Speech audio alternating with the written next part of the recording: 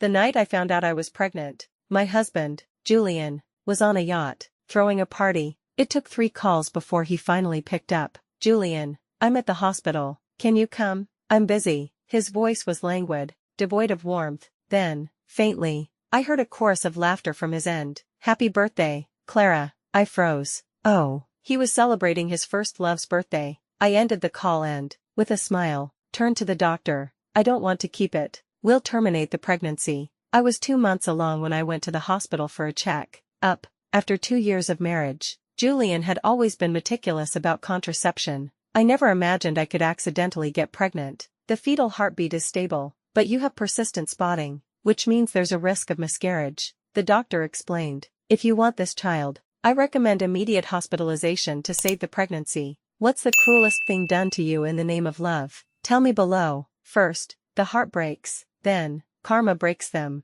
I hesitated, her words hanging in the air. Save the pregnancy. Would Julian even want this child? The doctor gently prompted. You can discuss it with your family first. I thought for a moment before taking out my phone to call Julian. It wasn't until the 3rd try that he answered. What is it? His lazy tone was laced with annoyance at being disturbed. Julian, I'm at the hospital. Can you come? I'm busy. He refused without a moment's hesitation. I bit my lip. Julian, I'm preg. Before I could finish, a wave of boisterous cheers erupted from his end of the line. Happy birthday, Clara. And now, the moment you've all been waiting for. The fireworks display Julian arranged just for our birthday girl, Clara. Everyone, let's count down. 10, 9, 8. I hung up just as the sound of fireworks exploded through the phone. The world was finally quiet again, and in that silence, my decade of love for Julian seemed to finally, definitively, end. The procedure was quick. Lying on the cold operating table,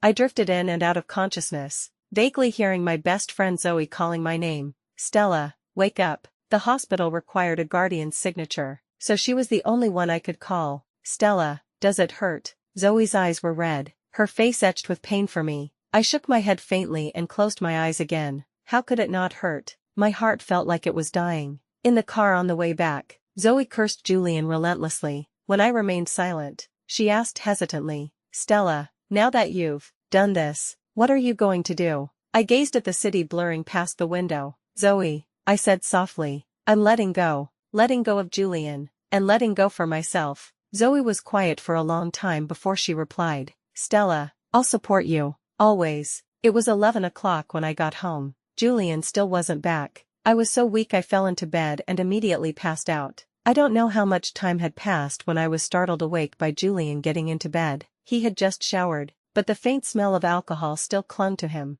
I checked my phone. It was 3 in the morning. I waited. He lay with his back to me, silent. So, I broke the silence. Clara's back in the country. Yeah, just one word, then nothing more. In his eyes, ditching his wife at the hospital to celebrate the return of his first love was probably no big deal. Nothing that required an explanation. After all, no matter what he did, I always ended up forgiving him. I clutched my aching abdomen, and I felt it then. The heart that had been clinging to life for so long, just like the unborn child, had finally and completely died. Julian, let's get a divorce. His response was to grab his pillow, storm out of the room, and slam the door to the study. His voice came muffled through the door, thick with anger. What are you starting in the middle of the night? It's just a trip to the hospital. Couldn't you ask someone else? I was on a boat. You expect me to abandon everyone just because you called? Stop with the princess act. Stella. I stared at the empty space beside me. How did we get here? It was him,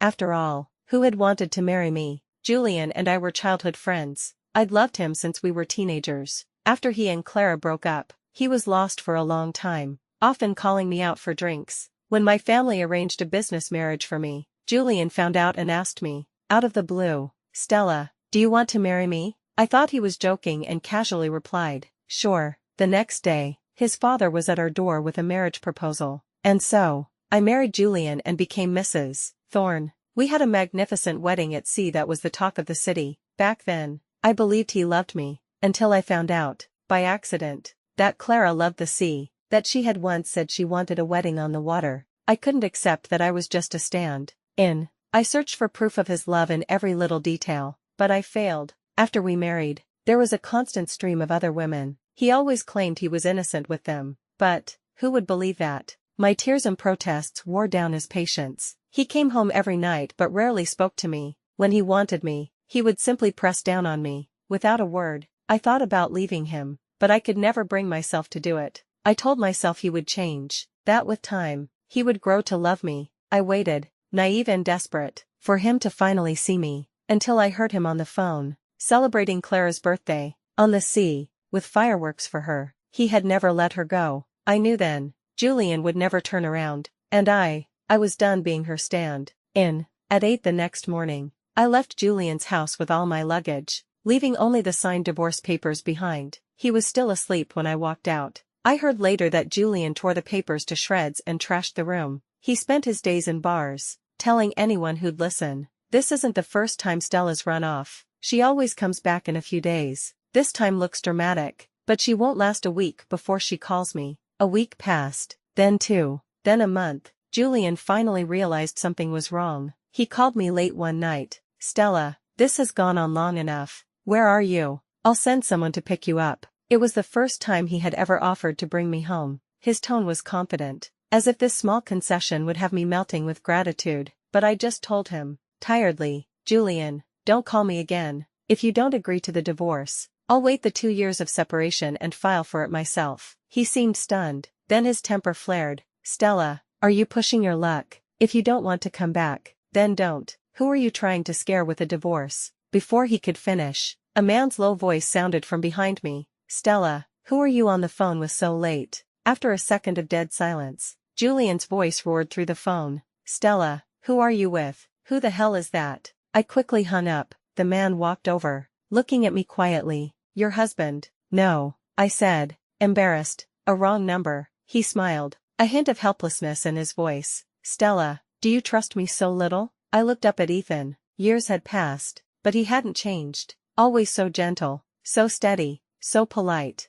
"Ethan, I'm getting a divorce." He froze, an unreadable emotion flashing in his eyes. "Stella, I remember you loved him for years. I thought you were happy after you married him." My eyes stung. I didn't want to talk about it. "Let's not talk about this. Ethan, your solo exhibition is in a few days. Are you nervous?" He leaned against the balcony railing, the night breeze gently rustling the rolled up sleeves of his shirt. The smile in his voice drifted over with the wind. I wasn't, but now that my junior is here, I'm starting to feel a little pressure. His joke eased the tension. We chatted for a bit before I went back to my room. As I walked away, I glanced back. The man I remembered never touching cigarettes or alcohol was now lighting one, looking out elegantly into the endless dark. Meeting Ethan was an accident. I'd left my city and wanted to revisit my old university. On the first day at my hotel, I ran into my old senior, Ethan, who was back for his art exhibition. After graduation, he had gone abroad to study and I'd barely heard from him. Now, he was a renowned painter, while I hadn't picked up a paintbrush in years. I didn't want him to know about my messy life, so I just said I'd stay until after his exhibition. He saw my exhaustion but never pried, until tonight, on the hotel balcony, when he overheard my call with Julian. I sighed, feeling ashamed. Even he knew how long I'd loved Julian, and yet here I was, fleeing that love in utter defeat. Julian didn't call again. I didn't know what he was thinking, or what he would do, but it didn't matter. Besides Zoe, no one knew where I was. Julian couldn't find me. 3 days later, Ethan's exhibition opened. I strolled through the gallery, admiring each painting. I saw the countries he'd visited, the landscapes he'd seen, and felt a pang of envy. Absorbed, I turned a corner and bumped into a tall man. "I'm sorry," I apologized quickly, but when I looked up, I froze. He stared at me, his dark eyes seeming to devour me. "Julian, how did he find me?" I instinctively tried to run, but he grabbed my arm. "Stella Thorne, where do you think you're going?" "Running to your little lover." I struggled, but couldn't break free. "Julian, I'm not like you. I was on a public balcony, and the man who spoke is a friend. Don't you dare make baseless accusations." He sneered, backing me into a corner. "Oh, really? You better think carefully. This man, Ethan, is he your friend, or your adulterous lover?" I laughed, a sharp, humorless sound. "And what about Clara?" "Julian, what is she to you? An adulterous lover, too. Get a grip." Before I could finish, he yanked me in front of a nearby painting. He gripped my face, forcing me to look. "Do you take me for a fool, Stella?" I looked at the painting and was stunned into silence. Brilliant, blooming crabapple flowers filled the canvas. Beneath a tree sat a girl in a white dress. Her back was to the artist, showing only the profile of a smiling face. It was me, 5 years ago. See the title, Stella. Julian's voice was a low growl. Unforgettable, how damn sentimental. My mind was a mess. I didn't know what to say. I just wanted to get him out of the gallery, but he wrapped his arms tightly around my waist, holding me in place. He whispered in my ear, his voice dark and vicious. Tell me the truth, Stella, that baby you got rid of, it was his, wasn't it? I was so shocked I shoved him away with all my strength. How did you know? Julian let out a cold laugh, his hand reaching out to stroke the painting. His fingers paused on my painted profile, the joyful, unrestrained smile seeming to burn him. He looked like he wanted to claw my face right off the canvas. I went to the hospital. Stella, when you were gone for so long, I thought, maybe you were seriously ill and didn't want me to worry, but you were having an abortion. You had another man's child, and now you're running away with him. Is that it? Tears streamed down my face, soaking into my collar, but I smiled through them, asking him, word by word, so, it never once crossed your mind that the baby might have been yours? He scoffed. We used protection every time. How could it be mine? I don't believe in small probabilities, Stella, I only believe in facts. In that moment, I truly understood what it meant to be dead inside. I wiped my tears and said coldly, you're right, Julian, I was pregnant with another man's child. That's why I want a divorce. His repressed fury finally exploded. He grabbed my throat, the veins on his forehead and arms bulging. Stella, do you believe I could make you and that bastard wish you were never born? I stood perfectly still, letting him rage. The next second, the pressure on my neck vanished. Julian's arm was ripped away, and he stumbled back. Ethan stood between us, shielding me. His face was cold as he looked at Julian, but his words were for me. Stella, your judgment is terrible. A man like this was never worthy of your love. Julian steadied himself, his gaze dark and fixed on Ethan. Ethan ignored him, turning to check my neck. His gentle touch seemed to ignite something in Julian, turning his eyes blood red. I watched him shrug off his suit jacket, undo his cuffs, and stride forward. Footsteps echoed around us as other gallery visitors drew near. This was Ethan's exhibition, the culmination of a year of his hard work. It couldn't be ruined. I pushed Ethan aside and stepped in front of the enraged Julian. Don't do this. We can talk outside. He looked down at me with contempt. Scared now? It's too late. I couldn't stop him. In a panic, I threw my arms around him, holding him tight. Julian, this is between us. It has nothing to do with Ethan. This gallery is important to him. For the sake of what we once were, please, don't do this. Julian stopped. A cruel amusement flickered in his cold eyes. This gallery is important. Which painting is the most important? This one. With a loud crack, he kicked the crabapple painting. The frame shattered, glass sprayed across the floor, and the image of me was torn to pieces. Before I could react, Ethan's fist connected with Julian's face. The two men in tailored suits began brawling like teenagers. A crowd gathered, pointing and whispering in shock. I looked at the absurd scene, feeling like I was suffocating. Why had it come to this? Security guards pulled them apart. Ethan stopped his staff from calling the police and just told Julian to get out. Julian wiped the blood from his mouth and looked at me. Stella, come with me. If you dare stay, not a single painting in this gallery will survive. I knew he meant it. I got in his car. We sat in silence in the back seat. After a long time, I spoke. Julian, do you know how an abortion is performed? First, they give you pills to kill the 2-month-old fetus. Then, they insert surgical tools into your uterus and scrape it out, piece by piece. Even with anesthesia, it still hurts. It hurts so much you never want to love a man who doesn't love you back, ever again. It hurts so much you never want to be pregnant with his child, ever again. Julian was visibly stunned. He frowned at me. What are you trying to say? I turned to look at him, at the only man I had ever loved. Julian, I said flatly, I terminated our pregnancy. I got rid of our baby. That day, the doctor said I needed to be hospitalized to save it. I called you, hoping we could decide together, but you were on a yacht, celebrating your first love's birthday. You didn't want to hear what was wrong with me, and you couldn't possibly abandon a boat full of people for me, while you were all drinking, and partying, and setting off fireworks, reminiscing about your past. Your pregnant wife was being made to feel like a fool. He started to tremble, his voice turning hoarse. Stella, the baby, it was mine. Yes, it was yours, and now it's dead. That child, an accident you never wanted, died on a cold operating table while you were admiring brilliant fireworks, while you were busy celebrating. He couldn't take it anymore. "Stop it," he yelled, his face a mask of grief and fury. "Stella, you got rid of our child just because I didn't come to the hospital. How could you be so cruel?" I looked at him and laughed, my vision blurring with tears. "Julian, you think I'm the cruel one." I didn't go back to his hotel. He didn't stop me. The next day, a team of people came and took away the ruined painting,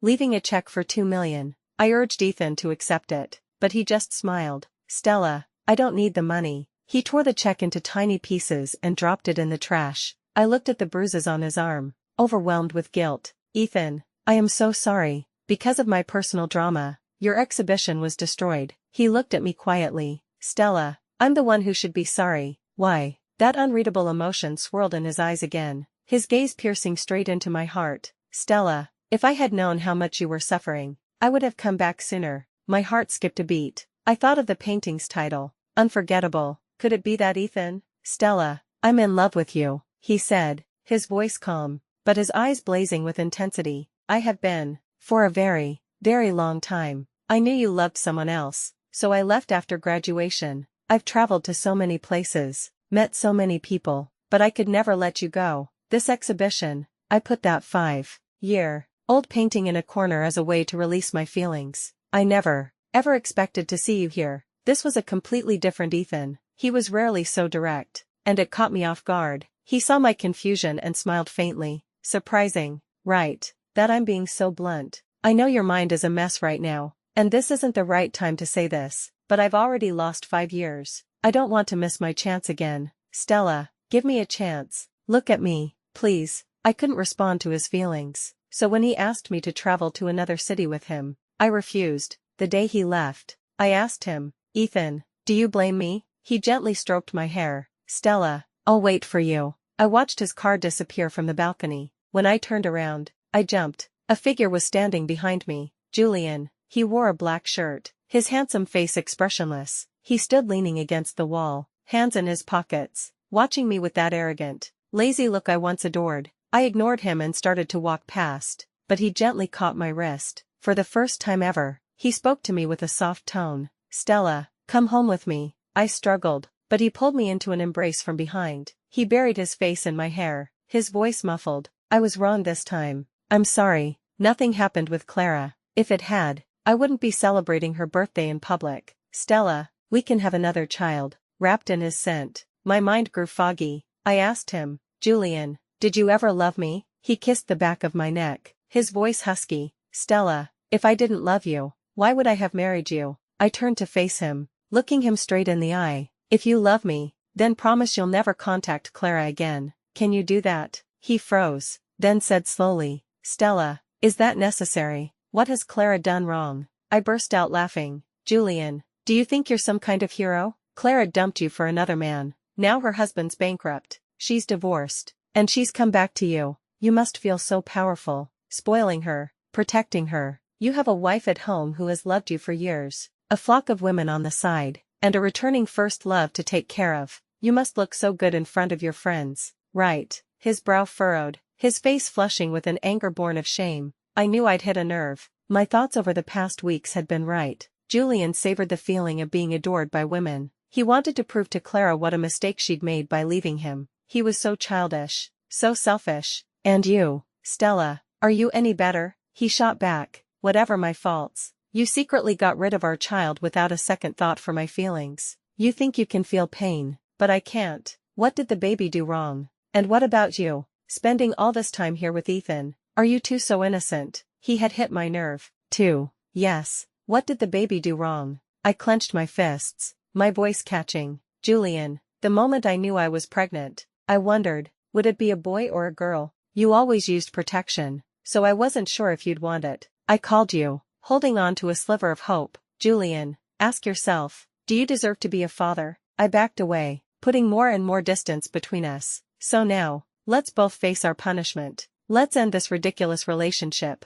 Let's set each other free." "Okay." He stared at me, his jaw tight. After a moment, he bit out 2 words. "Fine." That night, I packed my bags in the hotel, ready to leave for the next city. I emailed Julian the digital copy of the divorce agreement, telling him to let me know when it was signed so I could come back and finalize the paperwork. He didn't reply. I didn't care. As I was about to sleep, Zoe called. There was something I'd forgotten to ask her. Stella, did Julian come looking for you? I was about to ask you. How did he know I was here? Did he threaten you? Zoe hesitated. Stella, I don't know how to tell you this. He didn't ask me. He went through every security camera feed he could get his hands on to find you. I didn't understand. What cameras? Zoe sighed. Every single one he could access through his connections. Across the entire city. He was like a madman. I was stunned. Zoe wasn't finished. She spoke even more cautiously. Anne, there's something else. My brother told me that a few nights ago, Julian got drunk and called his friend Ryan. He was crying,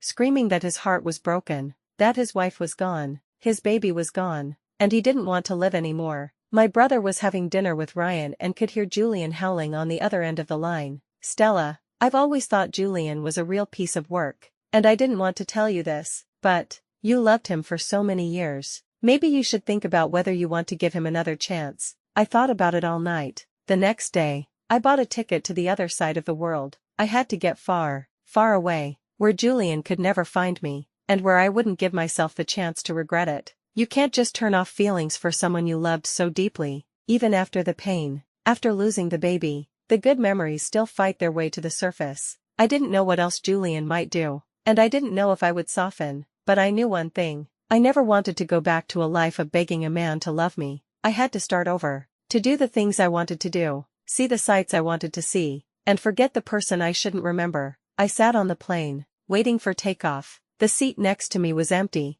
Just before the doors closed, someone slowly walked down the aisle. I was wearing sunglasses, looking out the window, and didn't pay attention. I thought I heard a soft laugh, then a familiar voice behind me. Stella. The first time was a coincidence. The second, I'm taking as a sign from fate. I turned and looked at the man beside me, and couldn't help but laugh. Ethan, what are you doing here? He was on his way to an awards ceremony. One of his paintings had won a prestigious prize. I went with him. He stood on the vast, glittering stage in a handsome tuxedo, looking in my direction and smiling warmly. This brilliant, handsome man was like the sun, warm and dazzling. At the reception afterwards, we danced. He smelled faintly of champagne. He leaned in close and whispered, "What's your plan now?" I was lost in the music. Happy, travel, see the world. If I find a place I like, I'll stay for a while. Oh, he replied softly. What about you? I asked. When are you going back? His voice was quiet. I'm not going back. I stumbled, missing a step. He tightened his arm around my waist, steadying me. The sudden closeness made me flush. Ethan, why are you staying? He looked deep into my eyes. Stella, why do you think? Ethan stayed. He put everything on hold in his home country and devoted himself to being with me. He took me to all kinds of restaurants, showed me all kinds of scenery. When I wanted to start painting again, he patiently taught me from the very beginning. We would spend entire days in the studio or drive for hours to see an exhibition. When we'd had enough of one country, we'd move on to the next. 6 months flew by. Zoe would sometimes update me on Julian. She said he was still looking for me, traveling all over the country but never finding a trace. He went to fewer parties, grew colder towards Clara. Stella, I saw him recently, she said. He looked exhausted, defeated. I've known him for years and I've never seen him like this. I'm worried he might do something crazy if he can't find you. I just thought Julian was sick in the head. In 6 months, he hadn't called me once,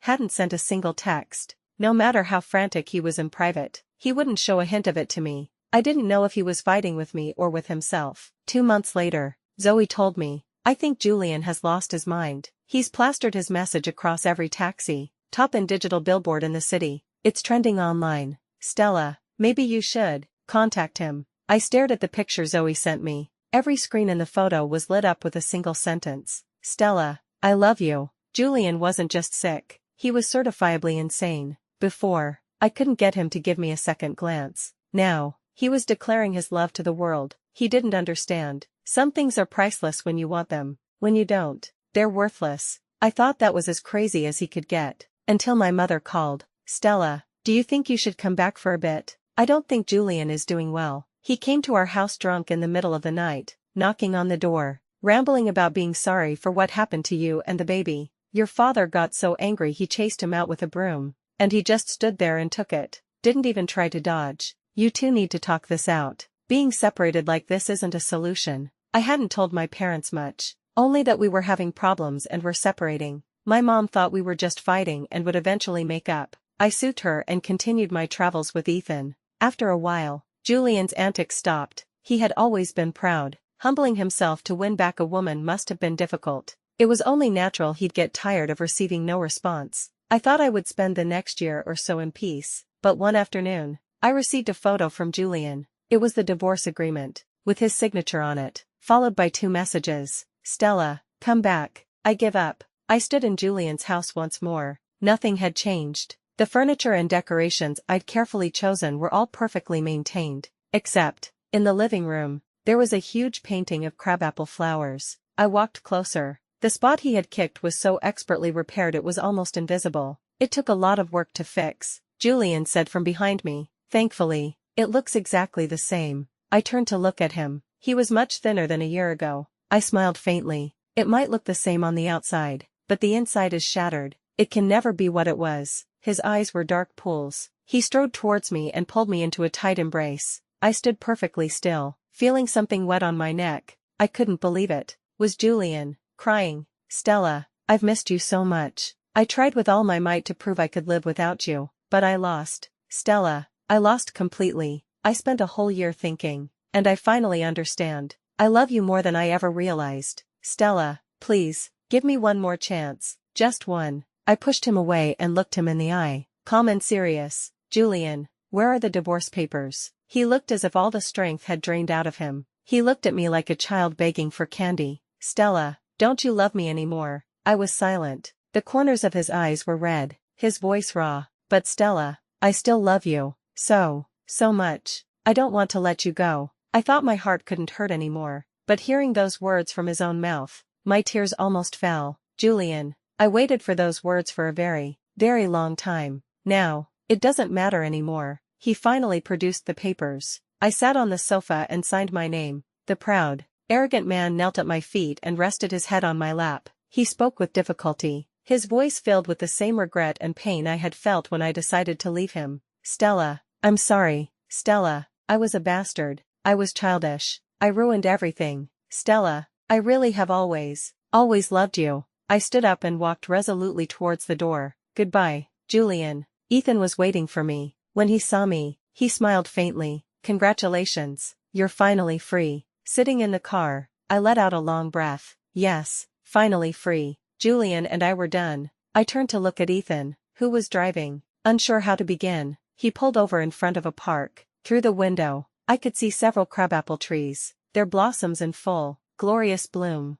Stella, are you going to keep traveling? No, why not? The person I needed to let go of is gone. Now, I want to do something more meaningful with my time. Ethan rolled down his window and rested his arm on the frame, his voice calm. Stella, you don't have to feel guilty. We gave each other a chance. There are no regrets. He wouldn't look at me, but my eyes began to burn. In our year abroad, we were inseparable. He was a perfect gentleman, maintaining a respectful distance, expressing his affection but never pressuring me. He was such a wonderful, beautiful man. But Ethan, where will you go now? I'll keep traveling. When will you be back? He stroked my head, his tone soft and fond. Stella, you've let go. I haven't. I launched a brand of early childhood art education franchises that I brought in from abroad. My days were filled with meetings and market expansion. It was fulfilling. Many people came and went in my life, until one man, demanding yet gentle, stayed. His friends called him the cold-faced king of hell, but with me, he was like a gentle cat. He always told me his schedule before any business dinner and kept a respectful distance from all young women. He cared about every part of my life,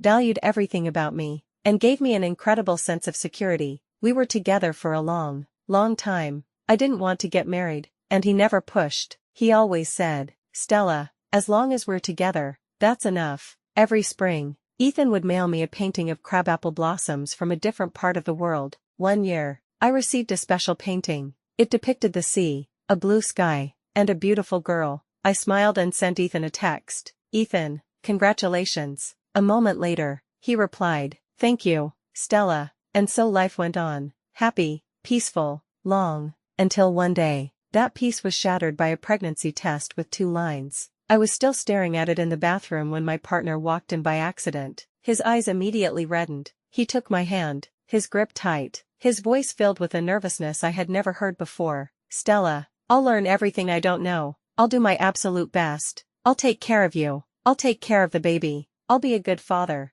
Stella, please believe me. Please don't give up on him. Okay. I came back to my senses and looked at him, confused. What? You're not planning on being a good husband? His expression shifted from shock to pure joy. He hugged me tightly, his words a vow. Stella, I will love you with everything I have, for the rest of our lives, until we are old and gray. Who decided that being kind meant being silent? If you've ever had to silence your own voice to keep the peace, or dim your light so others could feel bright, let me know in the comments that you're done playing small. Your truth has a right to take up space, and their karma is long overdue. Subscribe to Red Karma for more stories of unapologetic power. It's your turn to write the ending.